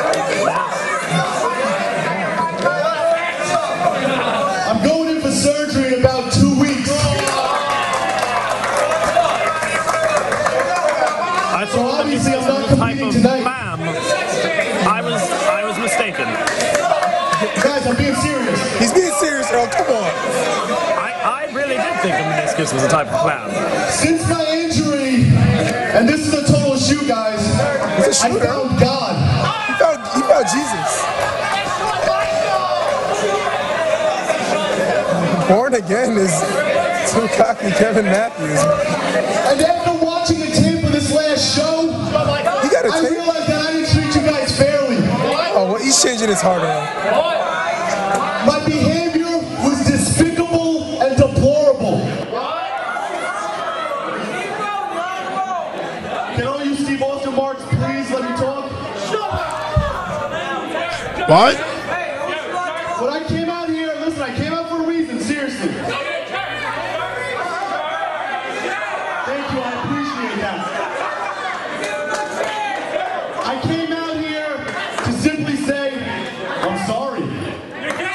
apologizing, Earl. He's manning up. It seems like a genuine apology. To all of you, I came out here to apologize to the Grim Reaper. Wow, the Grim Reaper. So Reaper, can you please, Don Tito also, can you come out? Don Tito. Kept calling me Don Tito. He's calling out the Grim Reaper. He's going to apologize to him. Wow. He's going to apologize. It was a running joke at the time.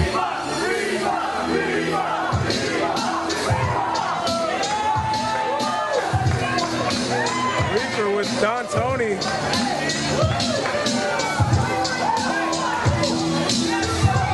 Don Tony's had a change of heart too here in Victory for It seems that these two won the support of the fans. Wow, the crowd erupts. The Grim Reaper. These two had some great battles. I wish I was here.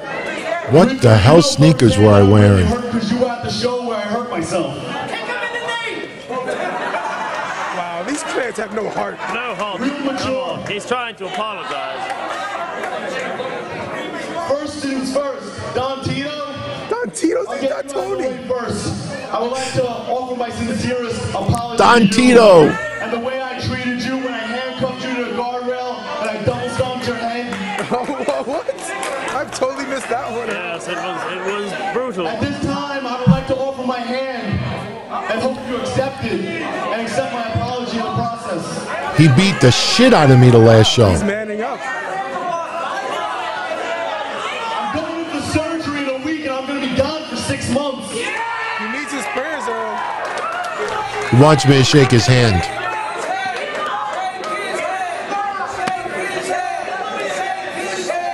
I'm out here by myself.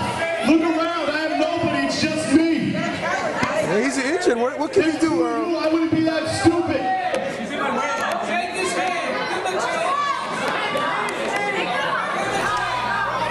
So I'm reluctant to shake his hand. Oh, he shook his hand, Earl. All right, what an apology. What a man Kevin Matthews has become. Wait, hold on. At this time, I have something to talk to Reaper about, so, I mean, I settled it with you. Can you please give me a moment alone with Reaper? A moment alone. He's saying it in front of all these fans. Don Tito Santana. How low can they get?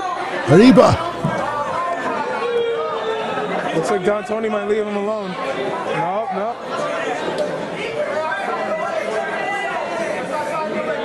I don't know, Don Tony. I don't know what the hell sneakers I was wearing. What the hell is that?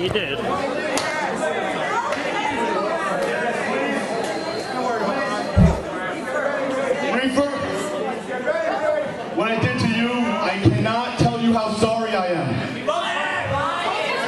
You are one of the best talents in this area and around the world. One of the most underrated talents in professional wrestling today. Can't argue with that, Earl. World-class athlete. Agreed. Versatility, he He's encompasses missing out on him. TNA's missing out on him. Japan's missing out on him. He's better than 90% of the people today. Wow, what a statement. That's quite a compliment. And I see that. And at this time, just like I did with Don, I want to offer my hand and hope you accept it. Oh, is he going to shake his hand? Oh. First of all, I know you're blowing smoke up my rear. You ain't gonna trick me, buddy. Second of all, I see you out here making a sign of the cross. You're a man of God. If you're a man of God, give me an Our Father right now, buddy. Oh, he's asking him to pray right now. You're a man of God, right?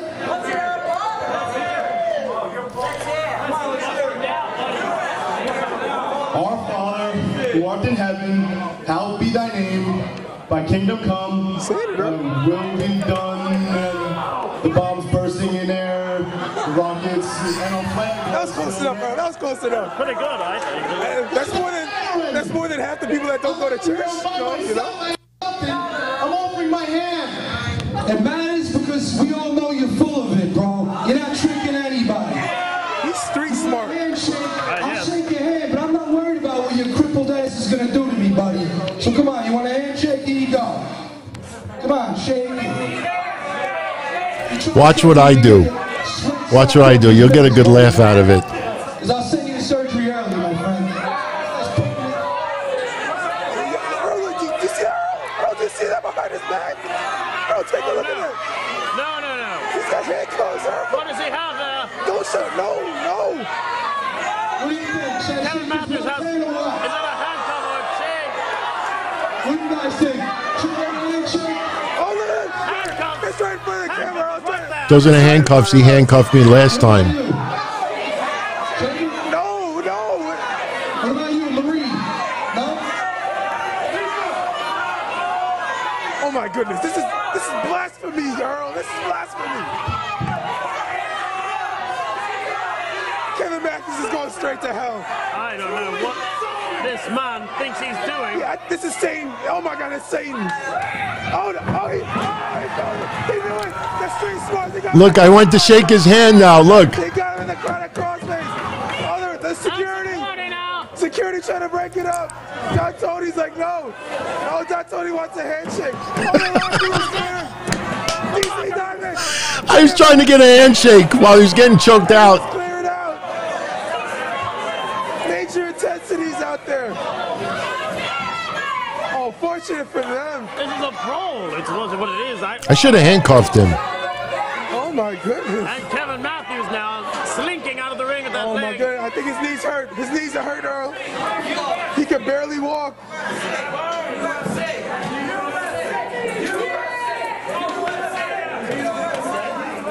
Wow, look at Don Tony. I think he knows a thing or two about handcuffs, Earl. I don't know.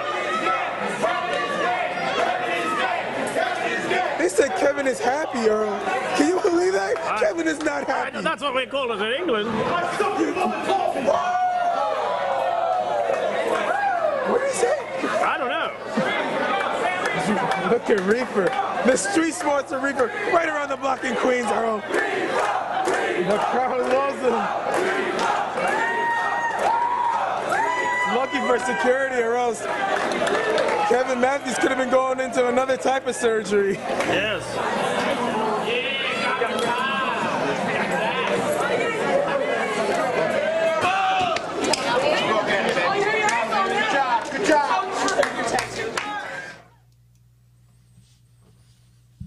I got to show you the video of the show before when I got handcuffed. I got chair bashed like 4 or 5 times and busted open. Took a couple of moves.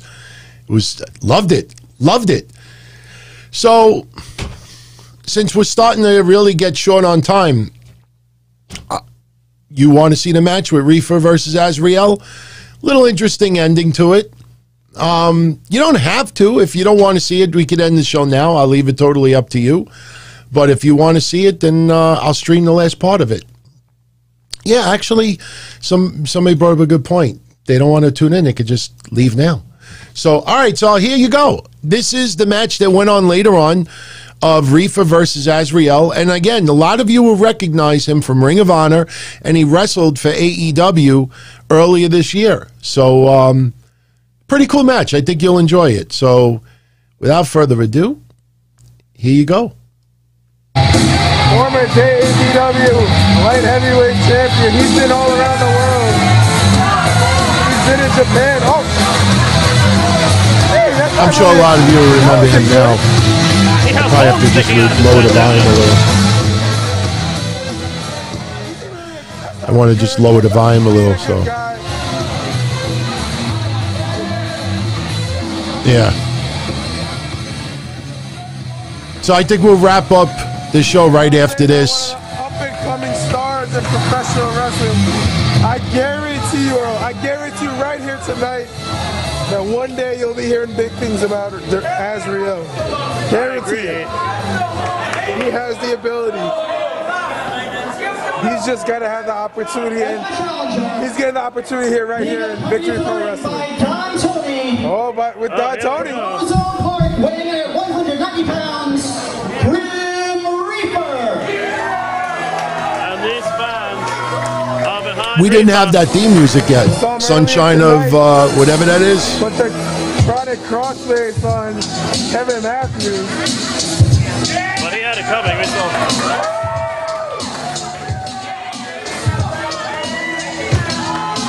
Tony.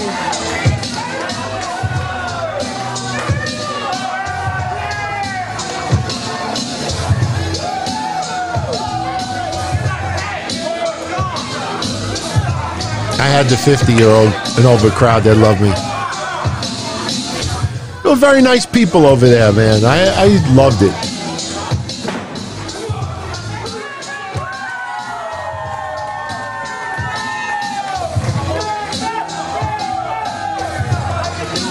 They wrestled at the last show, Earl. When Reaper had Azrael almost beat until Kevin Matthews interfered and cost him the match.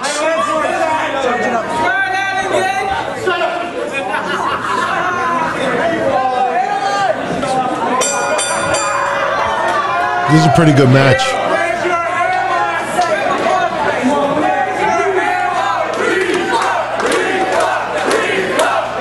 The crowd strongly behind the Grim Reaper.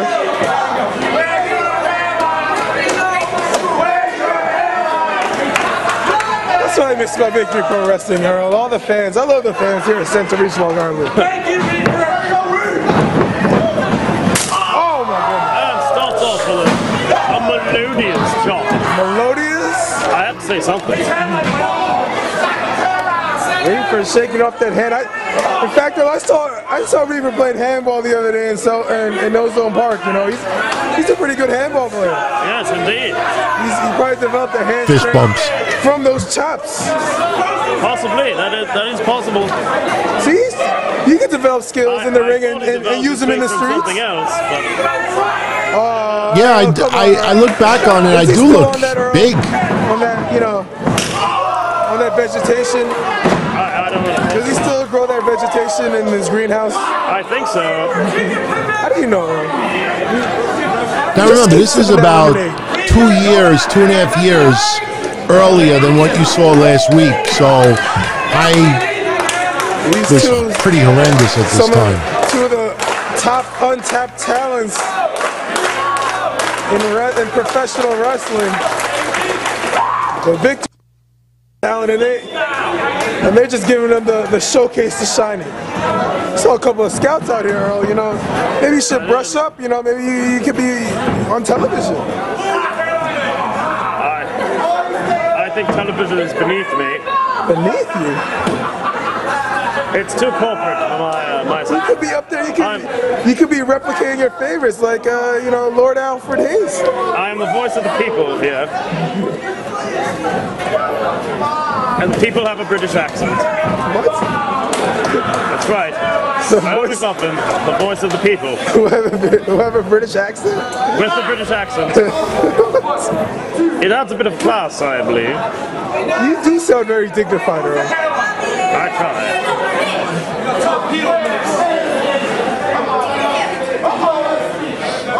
Azrael, the quote-unquote good guy, paying too much attention to the fans. He's got to focus on his opponent, the Grim Reaper.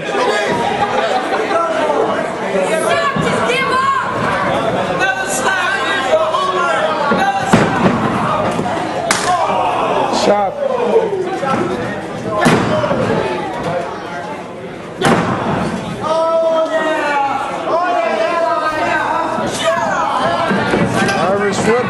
Oh! Shoulder tackle by Reaper. Azrael with the leap. Going for the hip toss. Reverses it. Oh! Into a leg drop by Reaper.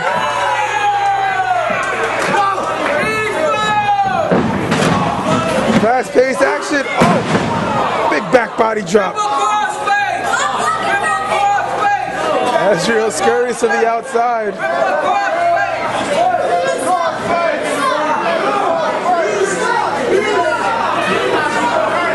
And now these fans, and then Reaper now capitalizing. Right up close with the fans. That's what I love about BPW, Earl. The fans get up close and personal with the wrestlers and the action. Oh, onto the guardrails.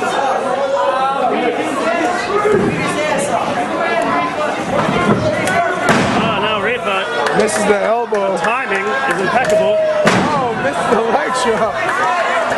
Wow, look at That's the street smarts of the Grim Reaper.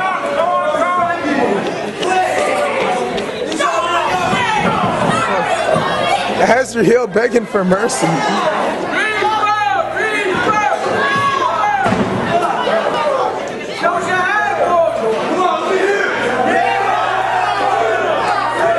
Oh, the fans can count, Earl. Well educated here at St. Oh my goodness. Oh, that might have broken his jaw.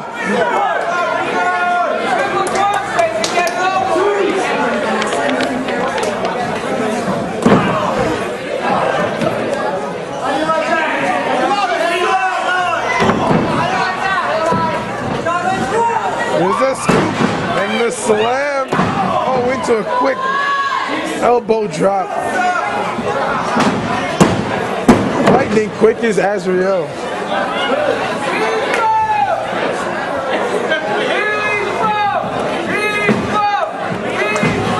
The back suplex by Azrael. Oh, he's taunting the fans.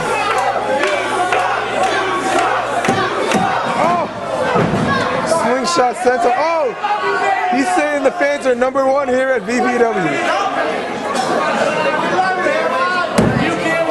Both of these men from the Queens area. Yeah, they're my neighbors, Earl. Really? I hope that Reaper doesn't bother you with those plants. Yeah, you know, he's watering those plants a lot. Yes, he's a botanist of sorts. Sometimes he asks me, you know, when he's out of the area to water his plants, you know, but I don't got the time to do that. You see it pick up pace now.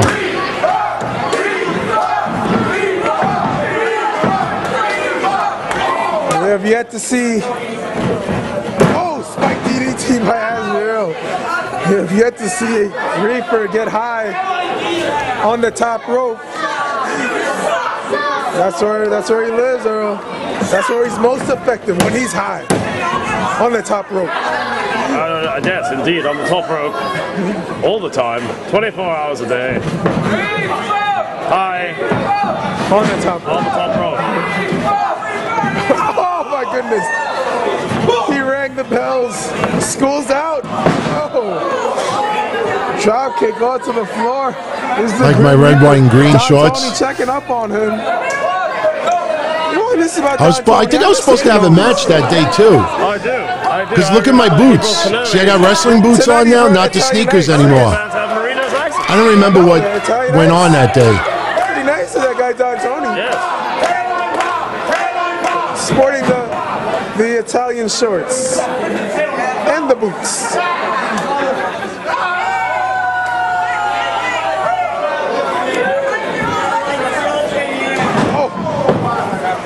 Off the top rope. His Adam's apple almost came out of his throat.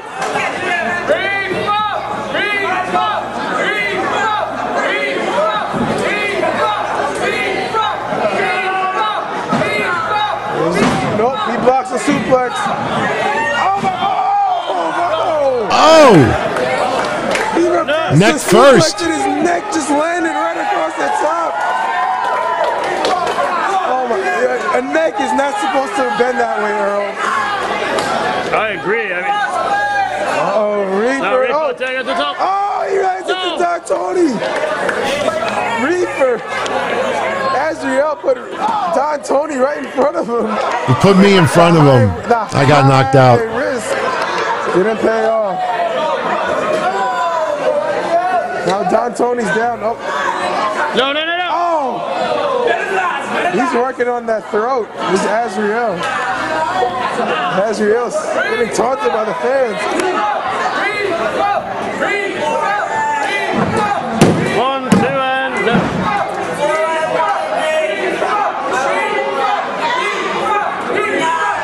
Yeah, he was okay. He was fine. Whenever I got somebody diving on me, one thing I always did was never prepare. Always make it look like it came out of nowhere. You see how everybody just waits to have somebody dive on them? I don't do that. That was one thing that I was learned. I was taught early on. Always make it look like unexpected.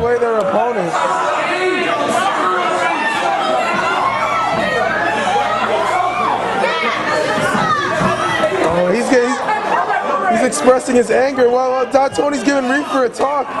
He's getting him some advice. I still don't. This advice is well taken. I still don't trust that Don Tony, to be honest. Now, I haven't been here the past 2 because shows, there's so mostly a hard I still have a camera, little distrust. you don't get to see it, but you'll be able to hear it. Watch what happens. They look very good. Is that Rainbow? Ooh. Yes. Azriel got him locked up. Could be setting him up for a tornado DDT. Yep, I called it, Earl. Oh, Reaper saw it though. Reaper reverses now has it. him on the ropes. Straddle on top. Oh, could be going for a superplex. Oh, wow. This is the reversal. Is he going to do this? He has one time. Oh, my gosh. Beautiful. Impact. The impact of the superplex from the top.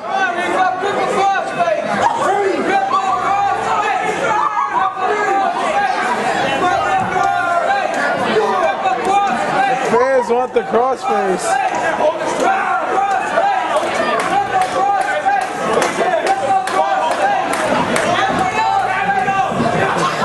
Oh. The battle, they're still battling. Back and forth. Back elbow. Clothesline, trying to wear him down. Left scoop. And a slam. Now you got to hear it. Listen for it. Go for the Swanton Bomb. Oh, the Swanton Bomb. That could be in 1, 2. Oh, no. This one fan wants the crossface badly. Yes, bro. indeed. He wants it like no other move out there. Oh, this is the clothesline. And now. Tilt-a-whirl. Oh, there it is. The fan got it. The crossface. No, tried it crossface. He's got it wrenched in. Oh my goodness. I don't remember why I had that paper, but get ready for it. Right in the middle of the ring. Oh, he reverses it. It's a Pelican. 1, 2. Oh. Astro. Oh my gosh. Kevin Matthews hit Don Tony. Don Tony. Oh my gosh. The chair broke into like 4 pieces at the top of it. With the tombstone. No. Astro with the tombstone. No. Reaper got tombstone like in the end. Oh no, Reaper notices Kevin Matthews. No. He didn't. Oh, he sees him up top. He's going up top. Watch out, Reaper. Oh. Kevin Matthews stopped him again. Oh my gosh. Oh, double stop. Off the top. 1, 2, it's over. No. What the hell, bro? Too cocky Kevin Matthews. Azriel wins. I was knocked out. I can't believe it. Matthews just, I mean, he just underhanded maneuver there. I can't even talk. Oh my goodness. Kevin Matthews. Don't tell me with that train. Foiled Reaper's plans. Extracting revenge again. No, what is he doing? I thought Kevin Matthews was injured. Oh no. Insult to injury. He's got the chronic crossface on him. Wow, he's got it wrenched in. Oh my God. The ref tried to stop him. Now Matthews has a... Oh my goodness. Matthews has something to say now. I am sick of this man.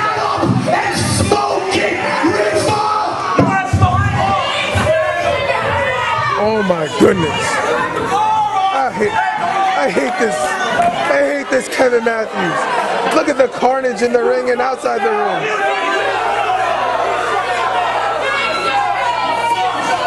Oh my, despicable. Unbelievable behavior.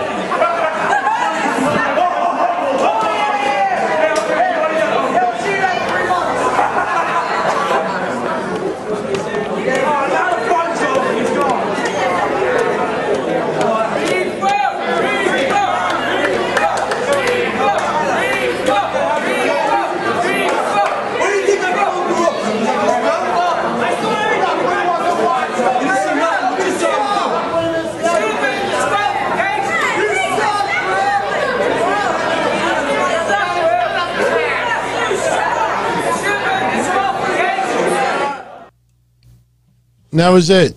You know, the camera work wasn't as good at that time too, but man, I got to get that footage from the show before.